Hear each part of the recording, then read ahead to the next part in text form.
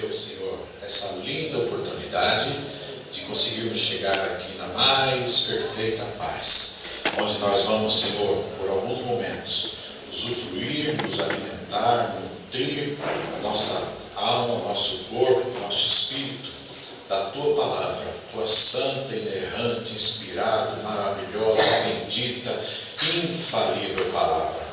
Abençoa, Pai eterno, todos os Teus filhos e filhas que aqui estão, aqueles que não conseguiram chegar por motivo de força maior, que eles sejam assistidos pelos Teus anjos, guardados e fortalecidos. Deus amado, que nesta noite nós possamos aprender, empreender e depreender daquilo que será ministrado através do Teu Espírito, usando este canal de voz.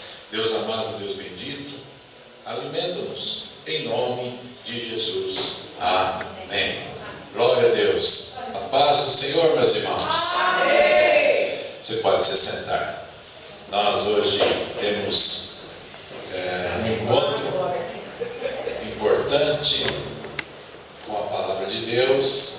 Queremos, a partir deste momento, dedicar toda a nossa atenção ao que nós pretendemos entender, ok?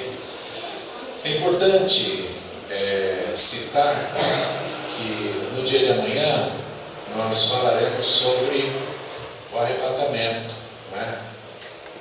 E hoje nós vamos falar sobre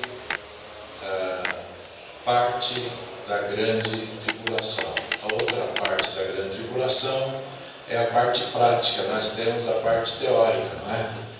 E para a parte prática, eu convido os irmãos que não subirem no arrebatamento a anotar tudo o que vai acontecer aqui, para depois a gente em algum momento se encontrar e trocar informações, né? Vamos entender uma coisa: a escatologia, ela é bem complexa, da forma fácil de se explicar e de se entender. Ela é complexa, da forma fácil de se explicar e se entender. E nós costumamos dividir a escatologia em 5 grandes temas, né? O primeiro tema seria o arrebatamento da igreja, que é a reunião dos salvos de 2 épocas: aqueles que morreram em Cristo no Antigo Testamento, aqueles que morreram em Cristo no Novo Testamento, mas aqueles que serão transformados, os vivos que serão transformados. Então, arrebatamento, quando nós falamos de arrebatamento, cai por terra o povo hebreu, o povo judeu, tornam-se todos a igreja do Senhor Jesus. Segundo, seria a grande tribulação. Grande tribulação que, segundo informações bíblicas, ela é composta de um período literal de 7 anos. Ok? Vamos falar um pouquinho daqui a pouco sobre esses 7 anos, que eles são exatamente assinalados pela 70ª semana de Daniel, lá em Daniel capítulo 9, versículo 23, 24, 25, 26 e 27, o anjo fala para Daniel: 70 semanas estão reservadas para o teu povo, se referindo a Daniel e ao povo judeu. Importante a gente entender que o povo de Israel, ele tem 2 codinominações, não é? A primeira, descendente de Abraão, recebe o nome de hebreu, mas aqueles que voltaram vitoriosos do cativeiro da Babilônia recebem o nome de judeu. A palavra judeu aparece na Bíblia pela primeira vez no livro de Esdras, no capítulo 4, tá certo? Até então não surge esse termo, essa terminologia, essa identificação de povo judeu. O terceiro capítulo seria o milênio, que o milênio ele tem início no fim da grande tribulação. E esse milênio, descrito no capítulo 20 de ele é literal.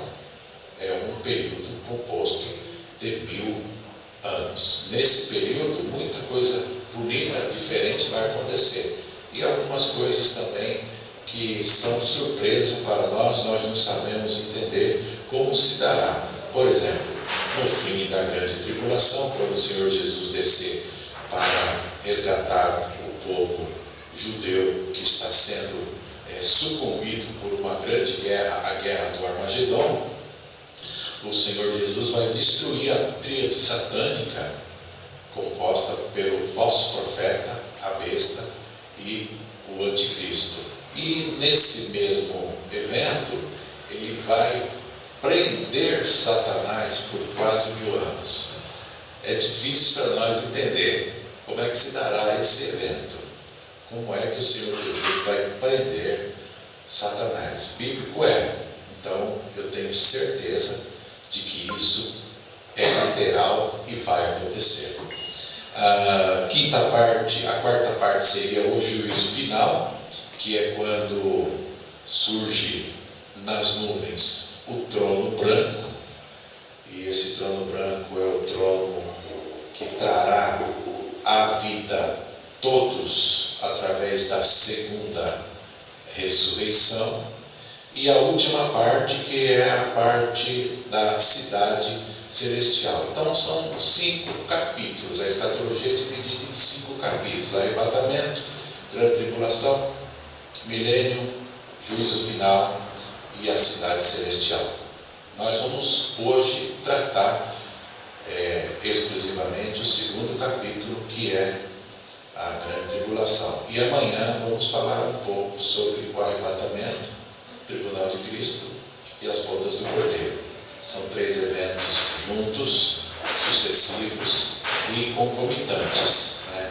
Esses 3 eventos acontecem após o arrebatamento da igreja e a ressurreição dos salvos em Cristo. Então eu queria pedir para os irmãos, por favor, abra sua Bíblia no livro de Daniel, capítulo 9, para a gente iniciar nosso estudo, que é um estudo, vamos chamar assim, de um estudo sistemático, onde a maior parte do que vai ser falado também vai ser lido e comprovado na Bíblia, para que a gente entenda com clareza, mas com clareza bíblica, não clareza científica apenas, certo? Abra aí no livro de Daniel, no capítulo 9.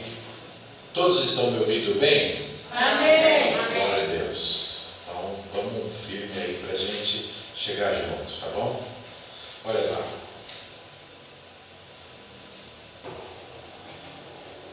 Capítulo 9, versículo 23, diz assim: no princípio das tuas súplicas saiu a ordem, e eu vim para tu declarar, porque és muito amado. Toma, pois, bem sentido na palavra e entende a visão. Agora vem o versículo 24. 70 semanas estão determinadas sobre o teu povo. Esse é o anjo falando com Daniel. Teu povo, se referindo àquelas pessoas que foram sequestradas e arrastadas para a Babilônia como escravos. Vamos entender uma coisa. A Babilônia, ela foi um reino emergente, né? Na época de Salomão, por volta do ano 950 a.C., a Babilônia mostrava sinais de vida, mas quem estava como império do mundo era Síria e Assíria. Quando Salomão morre ali por volta do ano 930, então houve um fato que trouxe certa confusão, porque dos filhos de Salomão, chamado Reoboão ou Roboão, sucedeu o trono do pai. Bom, Roboão, ao suceder o trono de Salomão, foi buscar opinião com os seus amigos de escola, os seus amigos de amizade, os seus amigos de influência. Então, os seus amigos de influência influenciaram ele negativamente, dizendo que ele deveria aumentar a carga de impostos. Quando ele então assumiu o reinado no lugar de Salomão, houve uma reviravolta, porque Salomão tinha um chefe da sua guarda, o ministro das Forças Armadas, que se chamava Jeroboão. E esse Jeroboão liderou uma cisão, ele liderou uma partida do reinado. Então, o que aconteceu? 2 tribos das 12 que Salomão dirigia, reinava, ficaram com Reoboão, filho de Salomão, que são Benjamim e Judá. E 10 tribos se revoltaram e foram com Jeroboão. Eu costumo sempre dizer que a negligência, a arrogância de Roboão gerou Boão.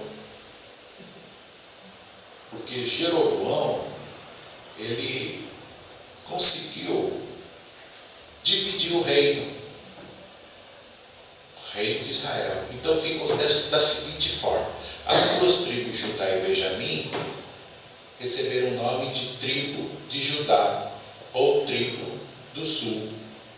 E as 10 tribos que foram com Jeroboão receberam o nome de tribo de Israel, ou de Efraim, ou tribo do norte. Olha o que acontece. Alguns anos depois que Jeroboão começou a conduzir essa nova tribo, a tribo da repartição, o que acontece? Surgiram depois dele mais 19 reis, todos levantados ali entre eles. Esses reis, eles assumiram uma postura de virar as costas para a aliança davídica, a aliança que Deus fez com Davi, quando Deus disse assim: olha, ninguém que não seja da tua descendência sentará no trono de Israel. Essa aliança ainda ficou ligada, em evidência, com Roboão, que era descendente de Davi, na tribo do sul, na tribo de Judá. Nessa época, que o tempo vai se decorrendo depois de 930 a.C., olha só o que acontece. Levanta-se o reino da Síria. E alguns dos reis da Síria, intentavam em dominar Israel, tribo do norte. Um deles foi Salmaneser, filho de Tiglat-Pileser. Não sei se vocês lembram dele, eu conheceu ele. Salmaneser, filho de Tiglat-Pileser. E o segundo foi Senaqueribe.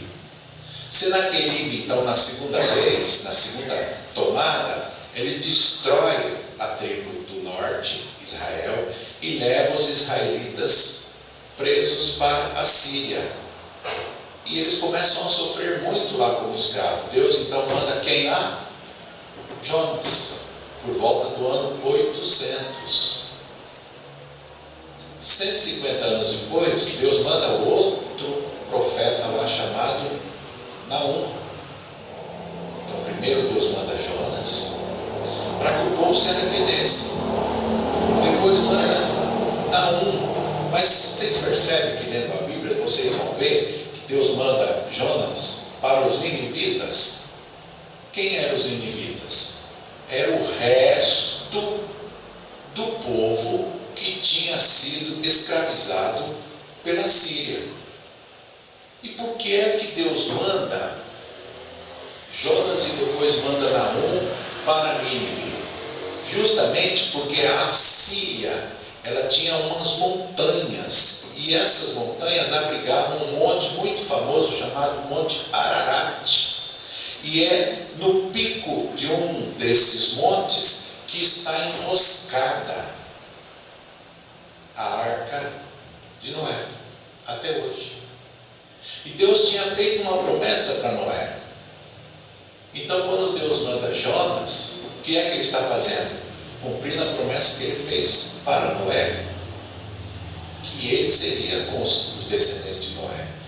Quando Jeroboão repartiu a tribo, as 10 tribos, Deus virou as costas para essa tribo do norte, porque eles viraram as costas para a aliança de Deus com Davi. Olha que coisa interessante. Mas Deus tinha feito uma promessa anterior a Noé. Deus fez a promessa para Noé lá no capítulo 8 de Gênesis. E esse fato está acontecendo aqui em 2 Reis, muito tempo depois. Deus teria feito a promessa com Noé ali por volta do ano 2300 antes de Cristo. Abraão ainda não tinha aparecido. Abraão vai aparecer por volta do ano 2108. E esse fato que eu estou falando para vocês está acontecendo por volta do ano 800, 1200 anos depois. Olha, eu tenho 50 e poucos anos. Eu não sei o que é 1200 anos. Eu só vivi 50 e poucos anos. Né? Quando alguém faz aniversário, a gente parabéns, né? E fala assim, a senhora está fazendo 50 anos de vida. Não, não é de vida. É vivido. De vida a gente não sabe quanto tempo ainda vai ser. São 5 anos vividos, não de vida. De vida é o que virá. A gente não sabe quantos são. Esses 1200 anos foi o suficiente para o povo transgredir. Agora olha o que acontece. Por volta do ano 800, a Síria já tinha caído para Nínive.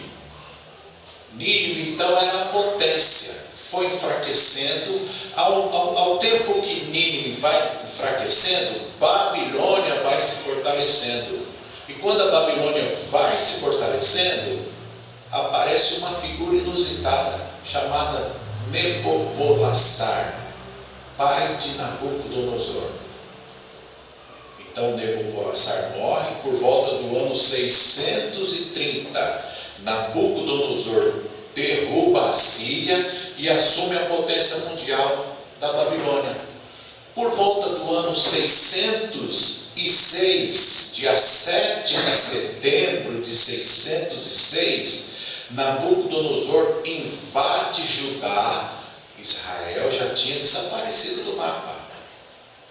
Ele invade Judá, sequestra Daniel, Sadraque, Mesaque e Abednego e leva para a Babilônia, para eles aprenderem a cultura caldaica.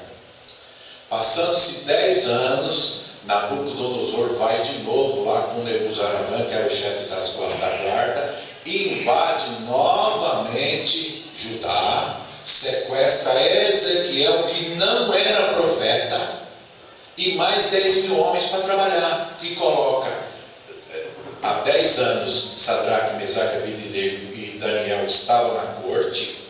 10 anos depois ele sequestra Ezequiel com mais 10.000 homens e coloca esses 10.000 homens para construir pontes sobre o rio Quebar, no meio da areia. 4 anos depois que Ezequiel estava lá, ele foi em 597, Daniel em 606, Ezequiel em 597. Em 593 ele solta a primeira profecia, porque Ezequiel não era profeta, ele era construtor, arquiteto, urbanista, líder de construção. Ele é usado como profeta lá na areia, construindo pontes. Muito bem, estou falando de 597, a primeira profecia em 593. Em 586, já fazia 20 anos que Daniel estava na Babilônia, 10 anos que Ezequiel estava na Babilônia. Nabucodonosor cerca Judá por 3 meses. Acaba a comida, as crianças morrem. Quem estava dentro de Jerusalém começa a comer os mortos. Mães comeram filhos. E aí o que é que eles fizeram? Colocaram fogo nos portões e racharam os muros.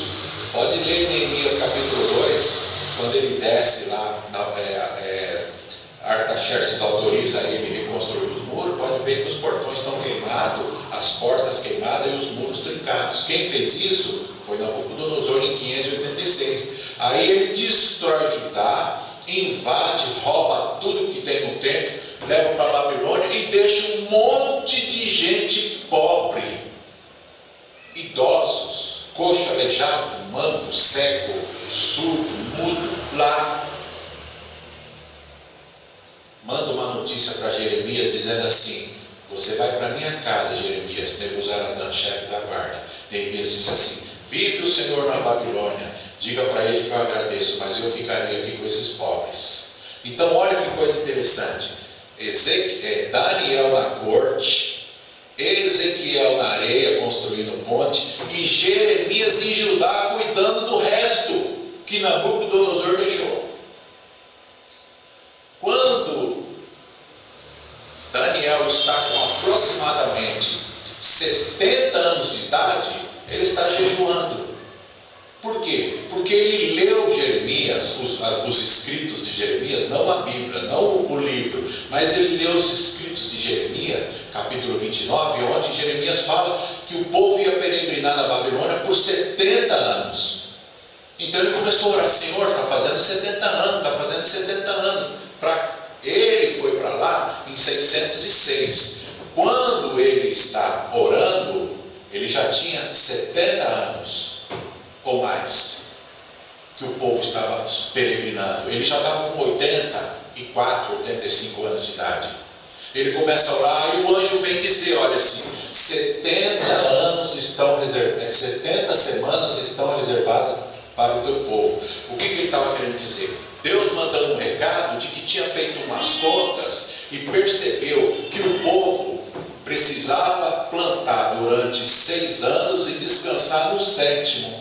Descansava da lavoura e descansava a terra. O povo não descansava da lavoura e não descansava a terra. E isso foi uma ordem que Deus deu a Moisés lá no Egito. Então Deus fez as contas e percebeu que eles transgrediram em 490 anos. E Deus falou: eu vou cobrar esses 490 anos. E eu vou cobrar com um período probatório. Vocês vão passar na prova, vocês vão passar no aperto. E essas 70 semanas, elas começam exatamente, olha que coisa interessante. Aqui em 24, quando diz assim: 70 semanas estão determinadas sobre o teu povo, sobre a tua santa cidade, para extinguir a transgressão do povo, dar fim aos pecados pelos sacrifícios, expiar a iniquidade através do sangue de animais, trazer justiça eterna, Deus do céu corrigindo o povo na terra, e selar a visão, essa visão, e a profecia de Jeremias, capítulo 29, que era 70 anos que o povo ia sofrer, e ungir o santo dos santos. O que era ungir o santo dos santos? Devolver para o povo o templo que Nabucodonosor destruiu. E quem foi que reconstruiu esse santo dos santos? Esdras. E quem era Esdras? Esdras foi um escriba, o primeiro rabino que Deus levantou na Pérsia, descendente daqueles que foram para a Babilônia. Esdras não era judeu e nem hebreu. Esdras era filho ou neto de alguém que saiu em 586 de Judá, sequestrado por Nabucodonosor. Esdras era da linhagem sacerdotal de Arão. Ele era então de nacionalidade persa. E ele começa a rever os livros as escrituras, juntaram os fragmentos, juntaram os papiros, os manuscritos, e quando ele levanta tudo isso aí, ele fala assim: nós vamos ter que reconstruir a adoração religiosa desse povo. E Deus impulsiona ele, e ele então começa a voltar a trazer para o povo a leitura da Torá. E a primeira leitura da Torá que ele faz em público em Jerusalém aconteceu por volta do ano 454. Olha, Esdras é filho neto daqueles que saíram em 586, mas ele faz a primeira leitura no capítulo 8 de Neemias, versículo 5 em diante. E ele faz, quando ele faz a leitura, o povo chora. Agora olha que coisa interessante. Esse Esdras, ele consegue reconstruir o templo. O rei Artaxerxes, que era filho de Xerxes, também conhecido como Assuero, mas Artaxerxes não era filho de Assuero com Ester, era filho de Assuero com Vasti, aquela que foi deposta. Ele libera Esdras para ele reconstruir o templo. Por isso que está escrito aqui: ungir o santo dos santos. Isso aqui já estamos falando por volta do ano 454 antes de Cristo. Versículo 25: sabe e entende, desde a saída da ordem para restaurar e edificar Jerusalém. Quem é que deu a ordem para restaurar e edificar Jerusalém? Se os irmãos lerem capítulo 45 de Isaías, vai aparecer uma figura fantasmagórica na profecia de Isaías, quando Isaías, profetizando, diz assim: eu te envio o meu ungido Ciro para quebrar as correntes e os ferrolhos e dar liberdade ao meu povo. Quem era Ciro? Na época de Isaías, em 750, Ciro não existia. Ciro vai aparecer em 538, e é Ciro que vai permitir a primeira leva do povo judeu voltar para Judá, junto com Zorobabel e Sesbazar, que são dois homens que Deus levantou no capítulo 1 e 3 de Esdras. E quando eles voltam, eles começam a reconstruir o templo. Quem dá continuidade e conclusão? Esdras. E aí, a contagem das 70 semanas, que representa 70 semanas de dias, ou seja, 490 anos, ela começa exatamente aqui, quando eles começam a reedificar Jerusalém. Então vamos entender assim, olha, a primeira parte das 70 semanas compreende 7 semanas, isto é, 7 semanas de 7 dias ou 49 anos.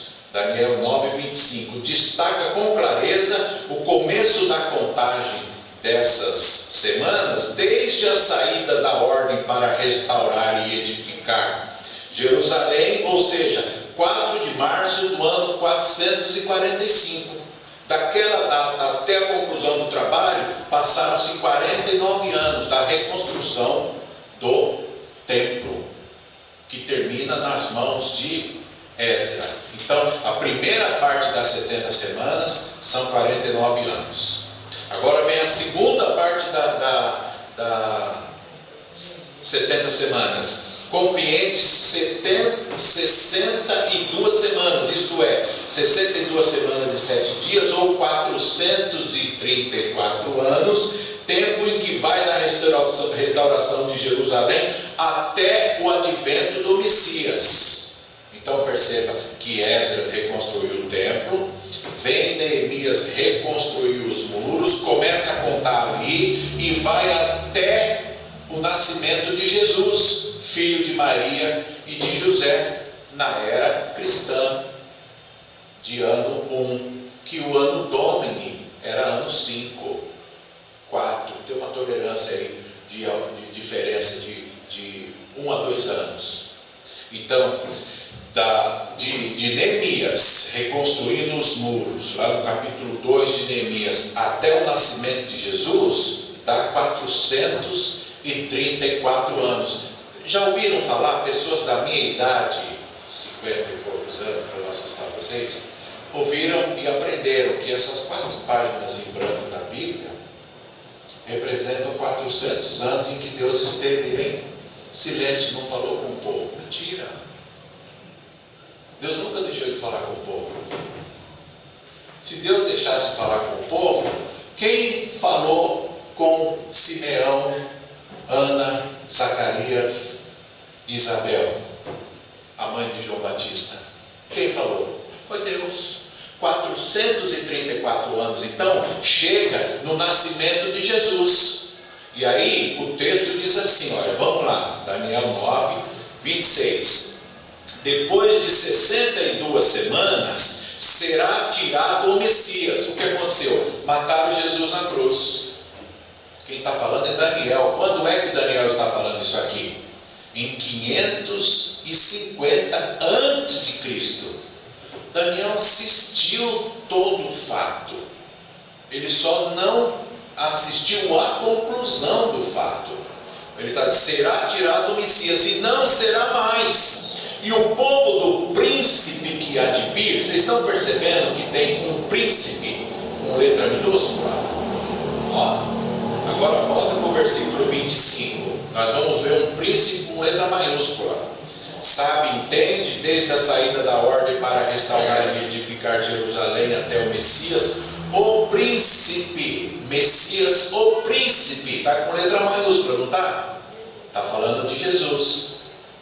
7 semanas e 62 semanas, as ruas e as tranqueiras se reedificarão, mas em tempos angustiosos. Ou seja, da época em que Neemias começou a reconstruir os muros até o nascimento de Jesus, houve um período asmoniano, otomano, sacrificaram uma porca no templo que Esdra reconstruiu. Aquilo foi um vilipêndio à fé judaica. Teve a guerra dos Macabeus e uma série de acontecimentos que nós chamamos de edificação de tranqueiras e tempos angustiosos.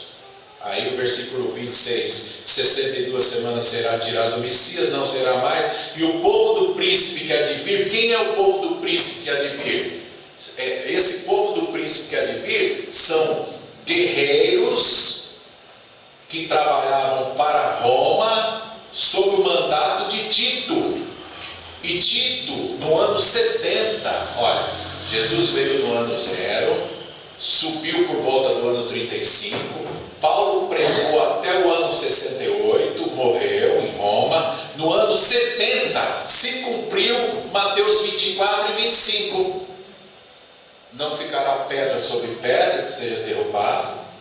Ai das grávidas que amamentam. Quem estiver no campo não volte para a cidade. 2 estarão em cima do telhado, um será levado, outro será deixado. 2 estarão no campo, um será levado, outro será deixado. Esse micro-apocalipse de Mateus 24 e 25 acontece aqui, quando o povo do príncipe vem. Por quê? Porque quando a Pérsia dominou a Babilônia e a Medo-Pérsia dominou a Pérsia, Assuero fez uma festa de 180 dias. E nessa festa de 180 dias, ele reuniu os seus guerreiros e os satrápios, os governadores das 123 províncias, que Daniel também tomava conta dessas 123 províncias, para avisar que a Grécia, lá da Macedônia, através de Alexandre o Grande, estava vindo para derrotar o império da Medo-Pérsia. E quando a Grécia se levantou, através de Alexandre o Grande, ele viveu poucos anos e se quebrou. E quando se quebrou, ele morreu e se quebrou, foram divididos por Ptolomeu, Seleucidas e outros 2 impérios. Esses 4 impérios construíram exércitos e ficaram fragmentados em volta de Jerusalém. Quando Tito veio por ordem do imperador romano, ele falou assim: eu não posso levar muitos soldados para destruir os crentes lá em Israel, que era a igreja de Atos. Aí o imperador de Roma disse assim: mas eu tenho soldados que trabalham para mim lá das 7 cavalarias que estão em volta de Israel.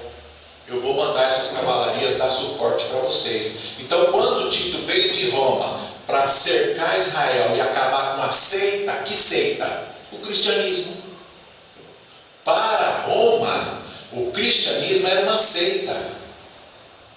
A seita dos irmãos, a seita do caminho. E quando ele veio para destruir essa seita, que era a igreja de Atos, essas cavalarias, esses exércitos dos países vizinhos vieram junto, cercaram Israel e tentaram apagar Israel do mapa. Tito não tinha ordem sobre eles, porque eles nutriam um ódio contra Israel.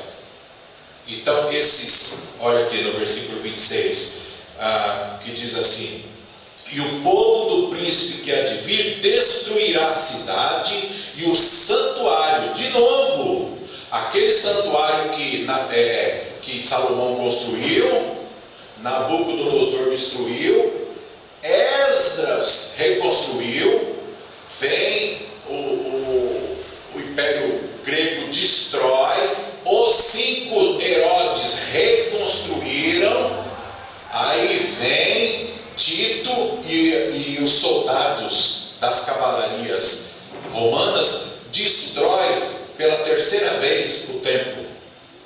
E o seu fim será como uma inundação. Não teve inundação, teve derramamento de sangue de muita gente, uma inundação de soldados invasores, mas não teve inundação. Nunca teve inundação naquela região, a não ser no dilúvio. Ok? E até o fim haverá guerra, estão determinadas as assolações. Agora, olha o que acontece. Aqui entra na grande tribulação. Ele firmará um concerto com muitos. Quem é ele? Aquele que vem da parte do príncipe. Não o príncipe com letra maiúscula, mas o príncipe com letra minúscula.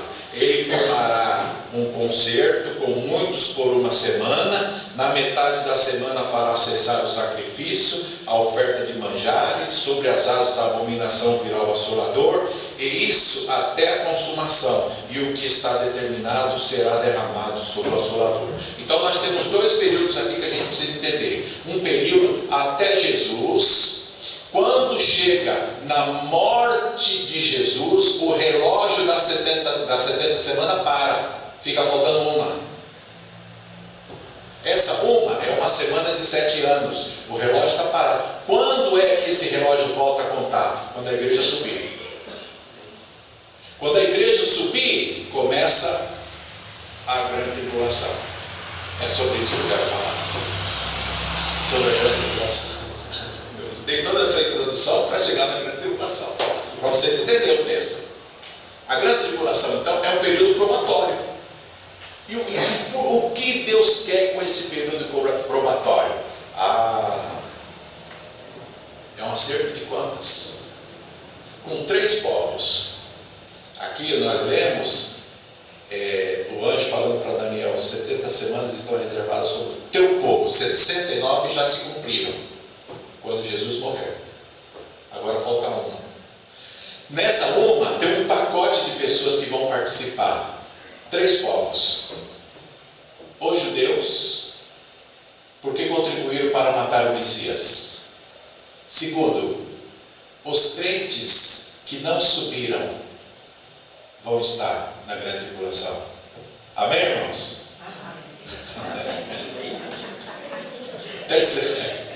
Terceiro, os que rejeitaram o Salvador.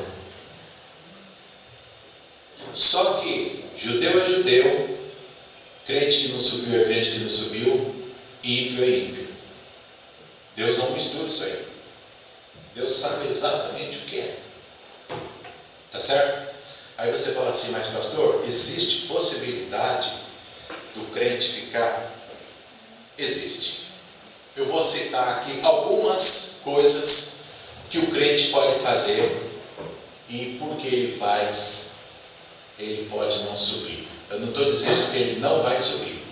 Eu estou dizendo que ele pode não subir. Anote aí pelo menos uma meia dúzia para você falar para quem faltou. Tá bom? Posso começar? É pouca coisa, tá bom? Corre o risco de não subir. Quem mente? Crente que fala mal. Crente amante de pornografia. Crente que vota em partido da esquerda.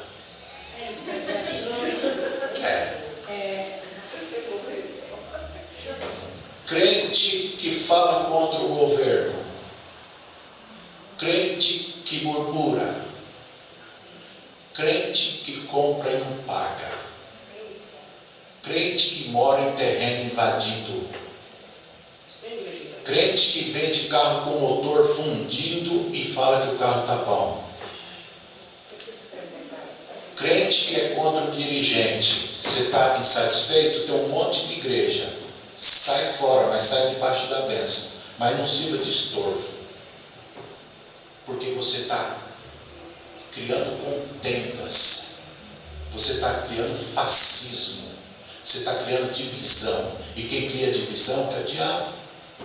A gente veio para unir, não para espagar. Crente que tem nome sujo porque é picareta, não porque passou por uma crise de pandemia. Crente que ele compra sabendo que ele não vai pagar, se agarra em 4,13 de Filipenses, tudo posso naquele que me fortalece, mas ele não tem da onde tirar o dinheiro. E aí o nome dele vai para o SPC Serasa, porque ele é caloteiro, não é porque a fé dele é fraca. Hoje tem muita gente com nome sujo, mas tem gente que quebra aqui, tem gente que quebra aqui, tem gente que quebra aqui, ó. Com essa pandemia, muita gente está devendo, mas não está devendo porque é má índole, porque é mau caráter, porque é malandro, ou porque é picareta, porque é caloteiro. Está devendo porque não recebeu o que tinha para receber e não consegue pagar. Deus sabe a diferença do crente inadimplente e sabe a diferença do crente caloteiro. O caloteiro não vai subir. Outra coisa que não vai subir: o patrão que não paga os direitos dos funcionários. O patrão que exige além do que foi combinado. O patrão que troca de carro, mas não paga o que deve para o funcionário. Aquele patrão que exige além da CLT. O patrão que sonega pagar a hora extra que o funcionário tem direito a receber. Mas também vai ficar o crente que fica 45 minutos no banheiro olhando o telefone, porque ele ganha por hora. Então ele fala assim: eu estou aqui na empresa, eu estou ganhando. E ele fica 45 minutos fazendo cocô, e ele não está fazendo cocô coisa nenhuma. Ele está fazendo hora. Vai ficar o crente que ele chega atrasado e sai adiantado. Vai ficar o crente que ele, quando ele sai da empresa, ele põe o patrão no fórum, porque ele aprendeu que é fácil construir riqueza com o suor dos outros. Se você está infeliz e satisfeito na sua empresa, saia de lá, mas não espere as coisas acontecer para você enfiar o seu patrão no fórum e arrancar 30, 40, 50 mil dele, porque isso não é direito trabalhista, isso é extorsão. Crente que extorquir patrão não vai subir. Estão entendendo, irmãos? Não é só quem fica assistindo novela, Big Brother, fica assistindo A Fazenda. Não é só quem gosta de pornografia, não. Tem muitas outras coisas que implicam o crente de subir. E quando chegar a grande tribulação, você estará lá. Eu trouxe até aqui, depois quem quiser fica comigo aqui, um kit sobrevivência para a grande tribulação. Tudo que você precisa comprar para você comer na grande tribulação. Pega comigo depois, você que está em dúvida de subir ou não, pega comigo aqui uma cópia, ou senão o pastor vai distribuir para vocês depois. Tá certo? Você que está em dúvida de subir, já pega o kit aqui, que você vai ter que ter água, leite, carne, mistura e muita coisa, porque essas coisas você não vai sair para comprar. Por quê? A grande tribulação, ela inicia exatamente quando a igreja sobe. E quando a igreja sobe, pilotos de avião vão desaparecer, motoristas de ônibus vão desaparecer, pilotos de trem vão desaparecer, corpo de bombeiro, muitos vão desaparecer, policiais militares vão desaparecer, as igrejas vão continuar aqui, os pastores vão desaparecer, vai ter culto, a Bíblia vai continuar normalmente, o Espírito Santo estará sobre a terra. Acontece que vai haver uma grande confusão e vai surgir então o primeiro cavalo, o cavalo branco. O cavalo branco, veio alguém sentado nele, escrito: aquele que veio para vencer. Quem veio para vencer? Isso mesmo, o anticristo. Não é Cristo. Cristo raptou a noiva, agora ele vai levar a noiva para a lua de mel lá no céu.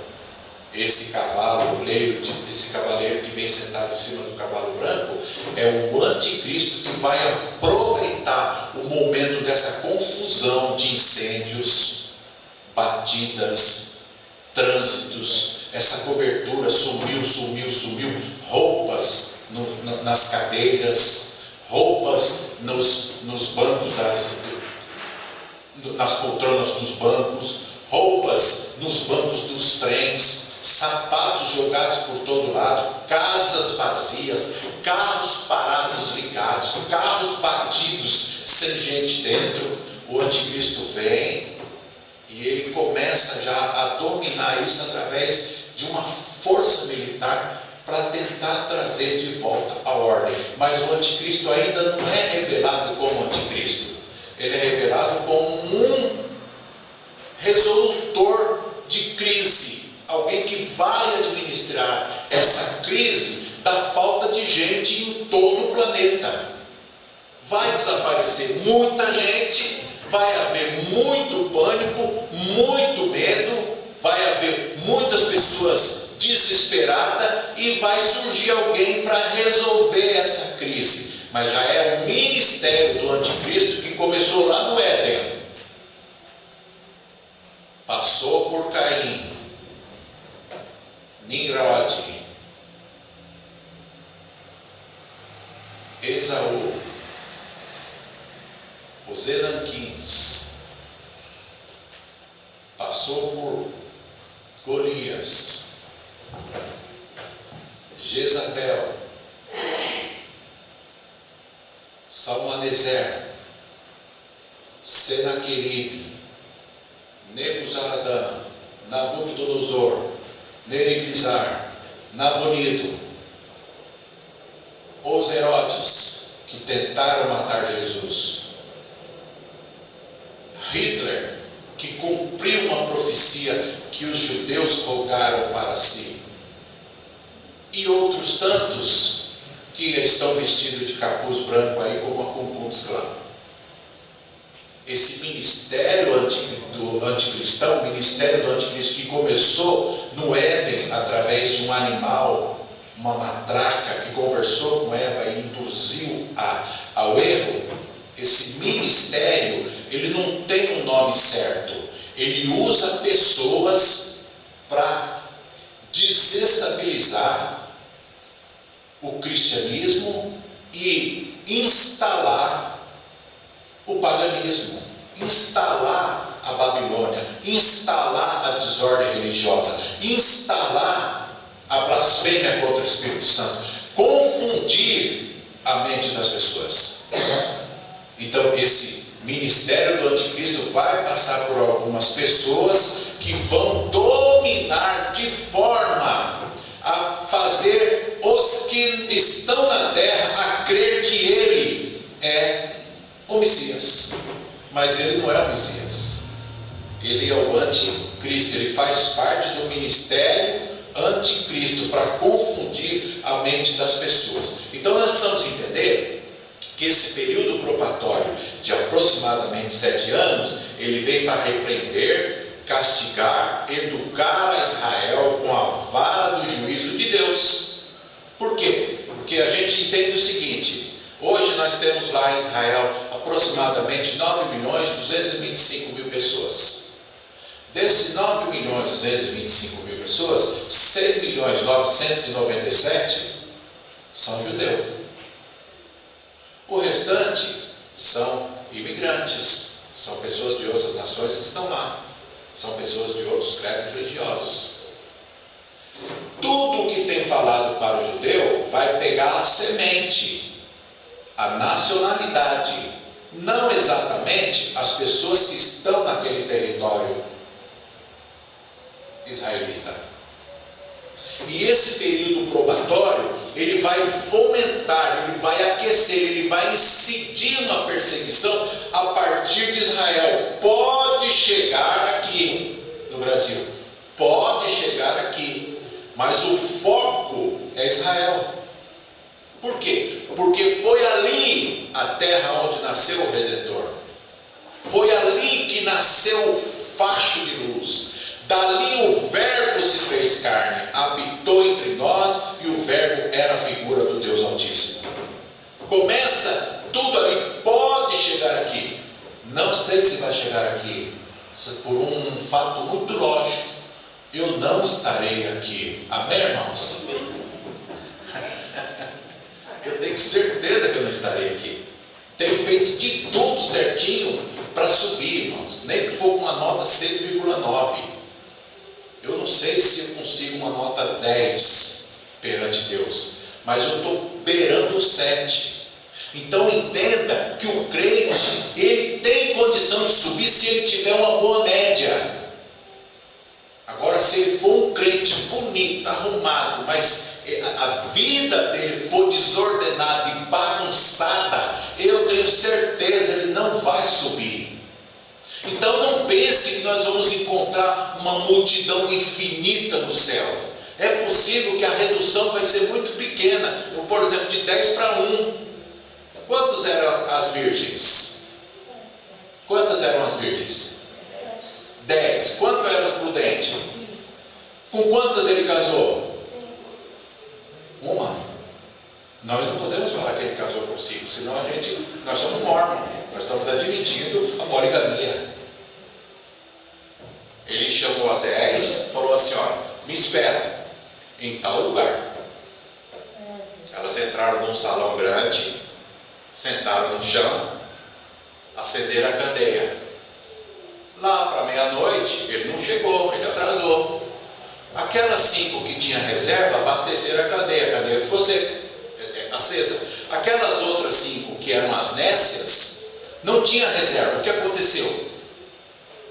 A lamparina apagou. Quando ele chegou de madrugada, ele entrou naquele salão escuro. Quantas lamparinas ele viu acesa?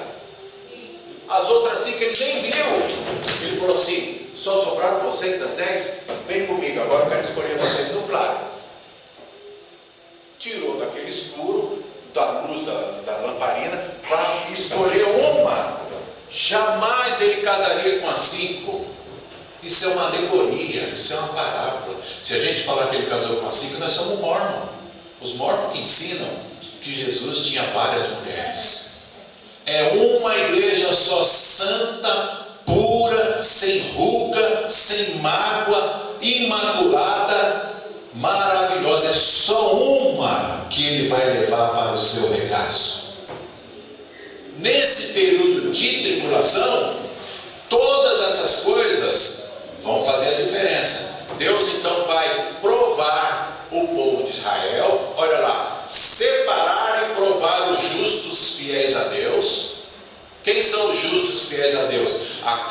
que não subiram no arrebatamento, mas não é porque eles não estavam prontos, é porque não é o momento deles subirem. Vocês lembram o que aconteceu com o fato de Elias e Eliseu? O que aconteceu com o fato de Elias e Eliseu? Elias subiu, mas antes dele subir, o que é que Deus fez? Mandou um redemoinho. Esse redemoinho, ele ia causar um vento, ia causar uma desordem, poderia machucar muita gente. Então, para não machucar muita gente, o que é que ele fez? Colocou uma carruagem de fogo para separar Elias e Eliseu. Mas Elias não subiu na carruagem. Diz a Bíblia que Elias subiu no redemoinho, a carruagem só os separou. Então, Elias está subindo, Eliseu está vendo. Quando Elias chega lá em cima, ele joga a capa. Eliseu pega a capa, põe nas costas, e quando ele vai atravessar o Jordão, o que ele faz? Abre o Jordão com a capa. Vamos entender isso aqui? Elias representa a igreja que Israel vai ver subir. O Espírito Santo fica, porque Israel vai precisar de alguém que o convença do pecado, da justiça e do juízo e ajude ele a atravessar os 7 anos de tribulação. Estão entendendo, irmãos? Amém. Está claro isso aqui ou não? Amém. Dessa forma, Elias poderia subir, mas era papel de Elias, Eliseu poderia subir, mas era papel de Eliseu continuar o trabalho de Elias. Ele ficou. Israel, se aceitar a Jesus, sobe como igreja, não como povo de Israel. Mas se não aceitar Jesus, vai passar pelo período probatório, junto com os que não subiram. Quem que não subiu? Aquelas pessoas que eu falei para vocês, que foram encontradas em falhas. Então, irmão, sabe qual é a sugestão que eu te dou? Saia daqui preocupado hoje. Peça perdão para quem você tem que pedir. Ligue para quem você tem que ligar. Negocie as dívidas que estão penduradas por aí. Tira o seu nome lá do Facebook da Feira do Rolo de Itaquá. O que o seu nome está fazendo lá na Feira do Rolo? Você sabe que a maioria das coisas que se vende na Feira do Rolo é coisa mal adquirida? É coisa que não funciona? É coisa que não tem utilidade nenhuma? E o seu nome está lá? Está no livro da vida, está no rol de membro e está na Feira do Rolo de Itaquá? Por conta de quê? Tira o seu nome de lá.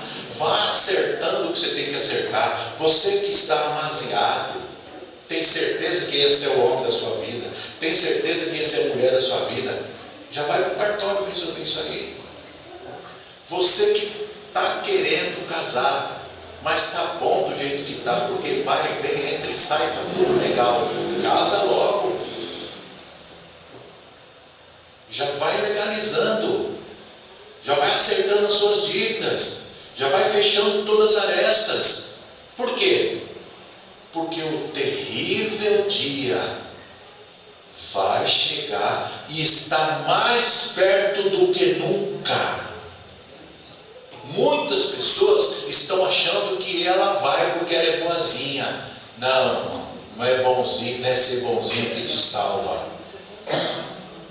É manter o princípio da obediência e da santidade, porque sem a santificação ninguém verá o Senhor.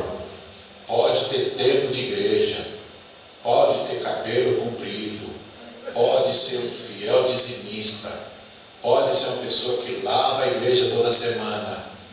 Não é isso não. É santificação, é o princípio da obediência, é saber o que é na totalidade, ser lavado e remido pelo sangue de Jesus. É isso que salva. Terceiro povo que não vai subir, o povo que rejeitou, irmão.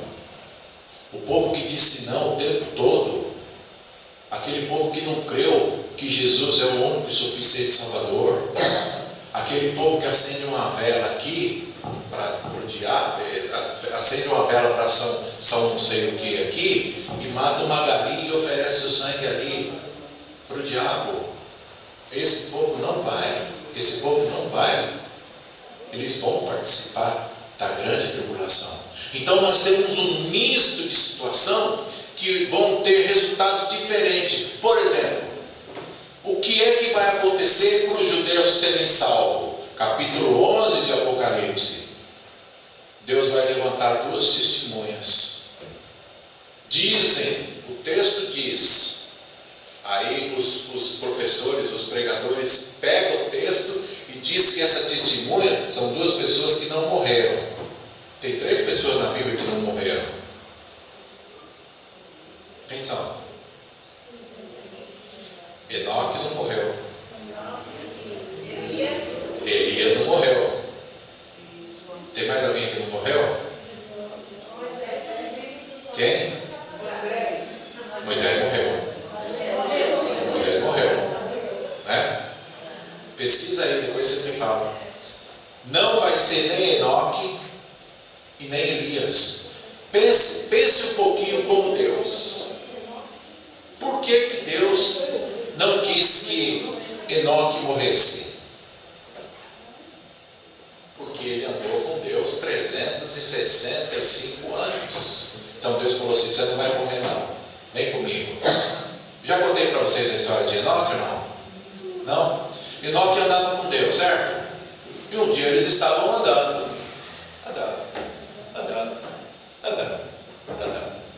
E andaram muito. E aí chegou um certo momento que o sol começou a fenecer, e Enoque, preocupado, disse assim: Senhor, eu tenho família, né? Onde nós vamos passar a noite? Deus falou: você que sabe, Enoque. Quer passar na sua casa ou na minha? Aí Enoque falou assim: a casa que tiver mais perto. Deus falou assim: então vamos para a minha.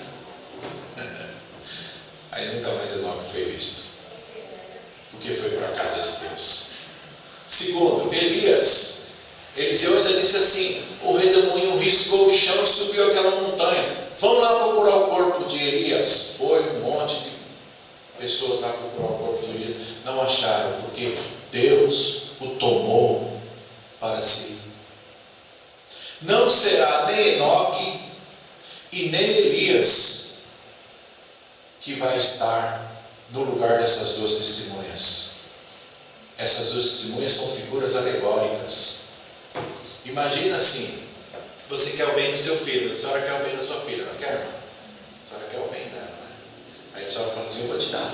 E de repente a senhora fala assim: está aqui, toma. É bonito isso para a senhora? O que a sua filha vai pensar da senhora? Minha mãe não tem palavra, minha mãe não tem caráter. Você imaginou? Deus leva Enoque, o negócio está bom lá em cima, aí Deus chama Enoque e fala assim: Enoque, é o seguinte, mudança de plano, o que é? Você vai ter que descer lá e morrer. Elias, vem cá, eu mudei de ideia, você vai ter que descer lá e morrer. Mas você vai ter que morrer, vão te matar, vão te trucidar, seu corpo vai ficar 3 dias jogado na terra, depois você ressuscita e volta. Aí Elias vai falar assim: mas senhor, eu não gostei dessa ideia. Deus jamais faria isso. Então é impossível. Vou explicar para vocês por que é impossível Enoque ou Elias morrer de novo. Por quê? Se eles entraram no céu, e o céu é espiritual, eles desencarnaram. Para eles voltar aqui, eles têm que o quê? Reencarnar. Se eles reencarnar, então nós somos espíritas. Quantos espíritos tem aqui? Então nós não podemos entender nem aceitar que eles vão reencarnar para vir aqui pregar uma mensagem para os 144 mil. Então perceba o seguinte: no capítulo 5 fala que 144 mil vão se converter. Deus vai levantar um exército de judeus para pregar o Evangelho do Reino. Mateus 24:14, o Evangelho do Reino será pregado a todas as gentes, povos e nações, e aí virá o fim. Então, os 144 mil vão ouvir a mensagem das duas testemunhas, o Espírito Santo vai convencê-los do pecado, da justiça e do juízo. Eles vão pregar para os 9 milhões de judeus que estão na terra. Na realidade tem 17 milhões e 500 judeus na terra, mas ali de nacionalidade em Israel tem 6 milhões e 900, mas morando em Israel tem 9.200, ok? Porque tem imigrantes. Esses 144 mil vão pregar para os 17 milhões, vai se levantar um grande exército de judeus salvos para se cumprir Ezequiel 37, o vale de ossos secos, que tem 3 cumprimentos. Primeiro cumprimento, quando Deus fala assim, pode ressuscitar, Ezequiel falou assim, tu sabes, Deus falou assim para ele, profetiza.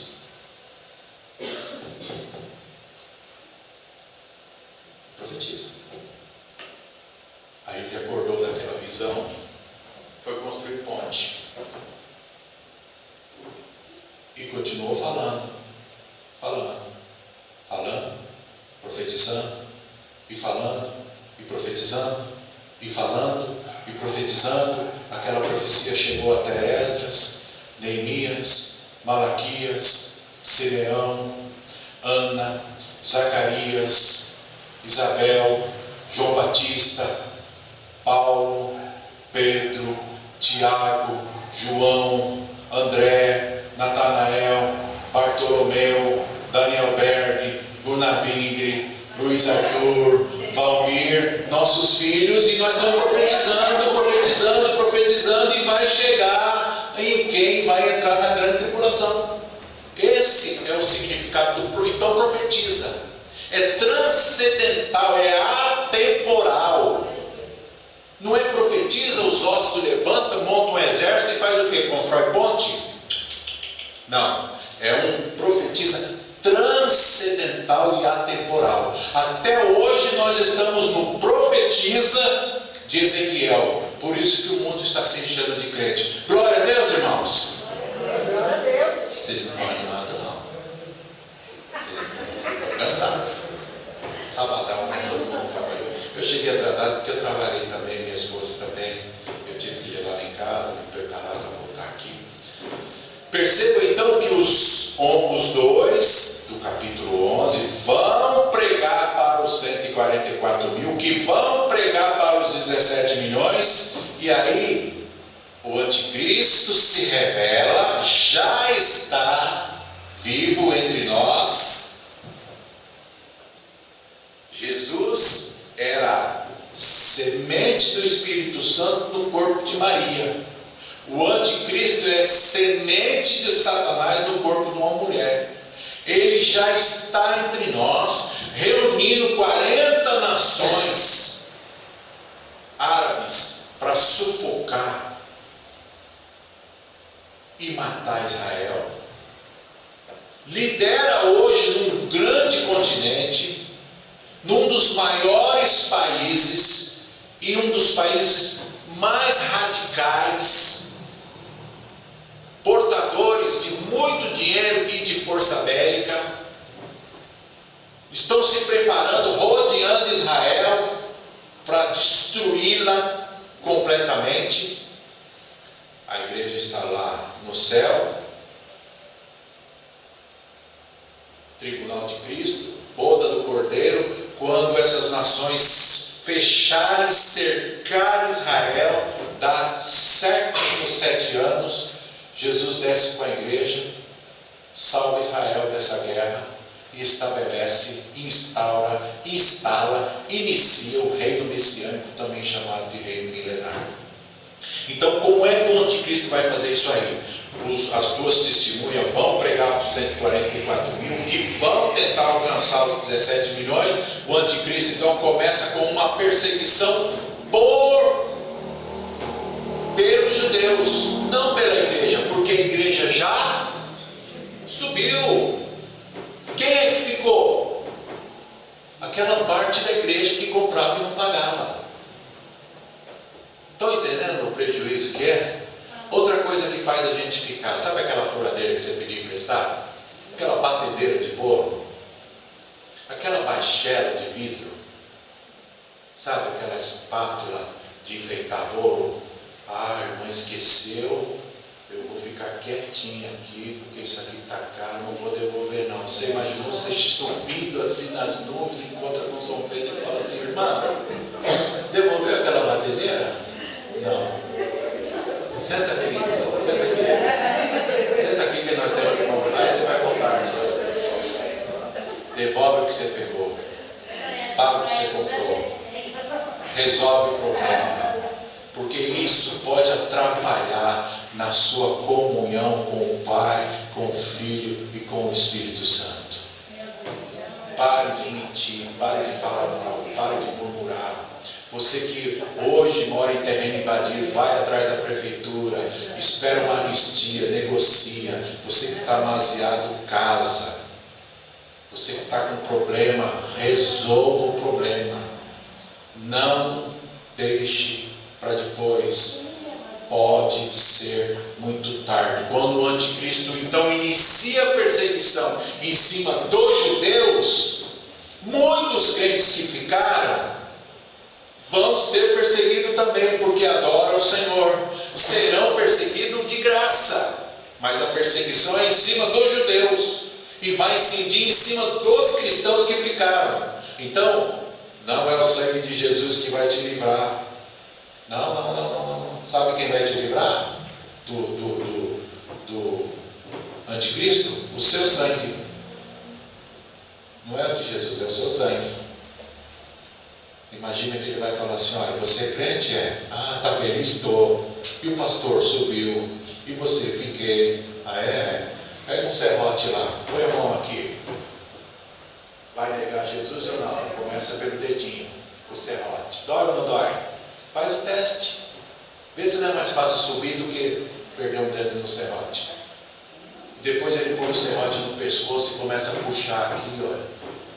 Aí se você não aguentar a dor e negar, lago de fogo. Mas se você aguentar a dor e não negar, você vai ter uma segunda chance de ir morar no céu. Mas hoje está mais fácil a gente obedecer do que sacrificar. Então a grande tribulação é um período probatório para 3 tipos de pessoas: judeus que não creem no Messias, crentes que ficaram e quem rejeitou. Você pode fugir de tudo isso aí se você se preparar tão somente para subir. Começa hoje a acertar tudo o que precisa acertar. Quer ver uma coisa? Quantas pessoas aqui ainda não tomaram vacina do Covid? Quem não tomou? Todo mundo já tomou. Olha, já pode subir. Mas quem não tomou tem que ficar, irmão. Porque ele vai matar um monte de gente quem não tomou. Vai contaminar famílias, crianças, um ônibus inteiro. Vocês viram os 10 contaminados que desceram essa semana em Guarulhos? Foram contaminados por 2 missionários que saíram da África, fugiram da quarentena na Alemanha, foram para outro país, contaminaram 20 pessoas dentro de um avião com 600, agora eles vão ser presos. Desses que eles contaminaram, desceram 10 aqui em Cumbica essa semana. E aí todo esse trabalho da AstraZeneca, da Coronavac, da Sinovac, da Pfizer, da Janssen, perdeu efeito, porque a Omicron é a 4ª cepa. Essa vacina que nós tomamos não nos defende da Omicron. Então, irmão, máscara, álcool gel, obedeça os protocolos, pare de reclamar, ande com pessoas boas, se aproxime da direção da igreja, peça perdão dos seus pecados, seja fiéis nas suas contribuições, ore a Deus de coração, peça perdão toda noite antes de dormir, se prepare para subir. Ninguém sabe qual é o momento, nós sabemos que está perto. Por que entrar na grande tribulação se nós podemos entrar no céu, irmãos? A grande tribulação então é um período probatório para 3 grupos distraídos.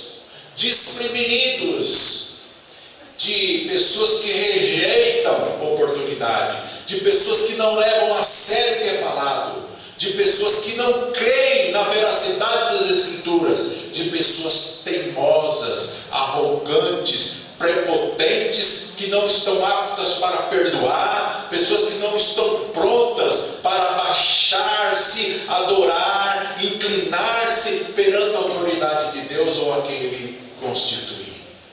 Amém, meus irmãos? Amém.